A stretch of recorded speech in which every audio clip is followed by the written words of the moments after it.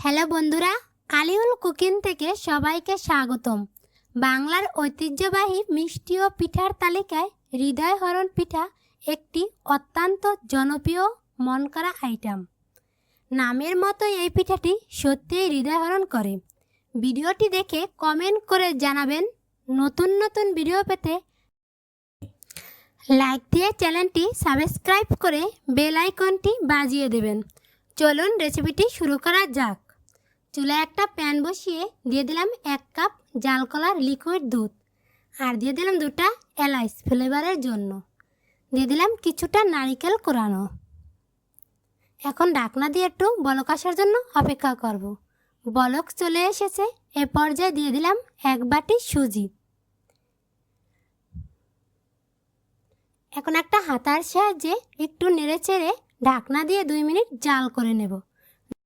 2 minute পরে ডোটাকে আমি ভালো করে একটু নেড়েচেড়ে কাই বানিয়ে নেব।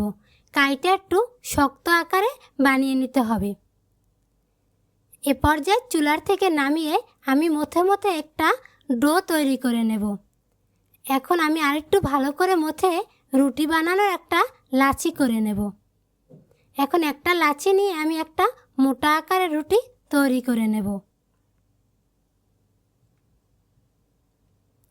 দেখুন আমি রুটিটা একটু মোটা আকারে বানাইছি। এখন একটা কুটি কাটার দিয়ে আমি পিঠার ডিজাইনগুলো কেটে নেব।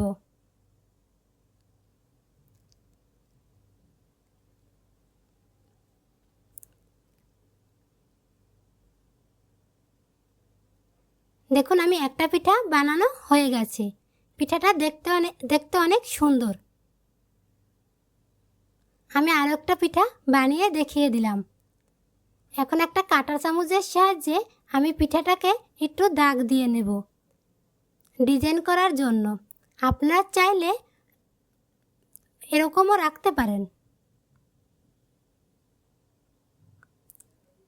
আমি সবগুলো পিঠা একই রকমভাবে ডিজাইন করে নেব।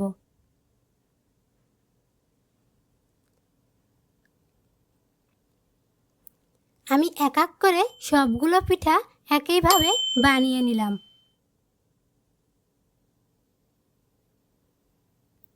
দেখুন আমার পিঠাগুলো বানানো হয়ে গেছে। চুলায় একটা প্যান বসিয়ে দিলাম শিরা তৈরি করার জন্য। 1 কাপ পানি দিয়ে দিলাম আর 1 কাপ চিনি দিয়ে দিলাম। দিয়ে আমি পানিটা বলক আসার জন্য অপেক্ষা করব। 2 থেকে 3টা এলাচ দিয়ে দিলাম শিরার ফ্লেভারের জন্য। দেখুন আমার শিরাটা বলক এসে গেছে। এ পর্যায়ে আমি শিরাটা নামিয়ে নেব।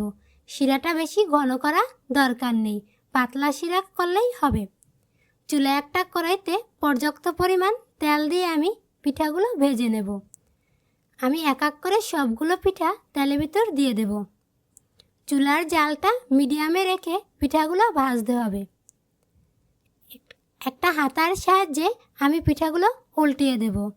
আমি পিঠাগুলো একটু লালচে আকারে ভেজে নেব।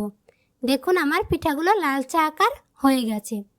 এ পর্যায়ে একটা হাতার সাহায্যে পিঠাগুলো আমি তেল থেকে উঠিয়ে নেব।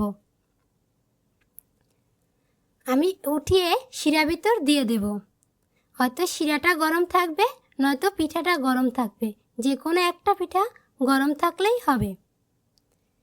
এখন আমি পরিবেশন করে দেখিয়ে দিলাম। একটা পিঠা ভেঙে আমি দেখিয়ে দিলাম।